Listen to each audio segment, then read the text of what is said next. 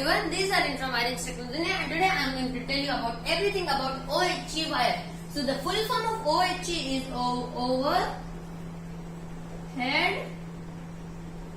equipment.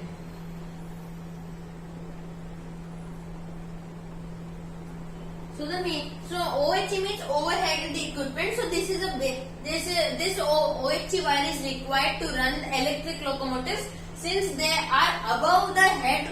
They are above the head of locomotives. That's why they are known as overhead. And since it is an equipment, so it is known as overhead equipment. So now in OHE wire, or you can say the main wire from where the locomotive gets current, there are three main parts.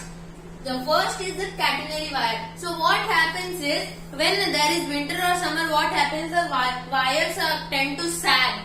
So to prevent sagging, this catenary wire is put, and to not let this wire get down and this. So now if we don't put this dropper over here, what will happen? This will be full straight and then this will again sag. So that's why dropper creates a tension so that the wire cannot sag, and here is the main contact wire. So this is the main OHE wire. From here only the electric locomotives get the supply of 25 kV. The meaning of 25 kV is 25,000 volts. So it takes, the electric locomotive takes 25,000 volts. It then transforms it in from DC to AC 3-phase traction, and then it gives it to the bogies, and then the train runs. So that is the job of an electric locomotive. And you might have noticed that always a rear pantograph is raised of a locomotive. So here I will draw one locomotive. So this is a Coco locomotive. So this is a locomotive. So if it is going like this, it will raise this pantograph, and if it is going like this, it will put this pantograph down, and then it will put this pantograph up. So it will go, if it will go like this, it will put this pantograph up. So the main reason is, I have also told in my electric locomotive video. If you haven't watched that video, you will get it in the I button above. So what happens is, locomotives generally pull trains. So for pulling the rear pantograph, if it is going in this direction, then it needs to raise this pantograph because it needs a pulling force. So the rear pantograph creates a pulling force. And only in some cases the front pantograph is raised if it is going like this. But generally they do not do this. It is known as the wrong way, because what happens when the front pantograph is raised while going like this, the pushing force is created. So what locomotives need to pull, and they are generating pushing force. That's the reason, and that's why electric locomotives always have dual cabs. So cab is the place where the driver sits and operates the locomotive.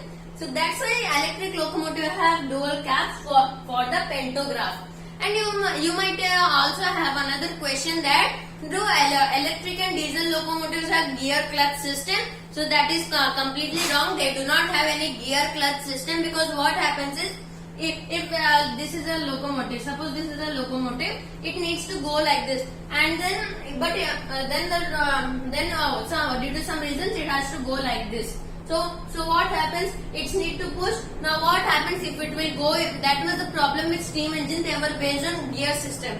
So while going forward, they can go at 100 km per hour. But when they do the reverse gear, they can come at only 40 km per hour. That's why electric and diesel locomotives both have reversal handles.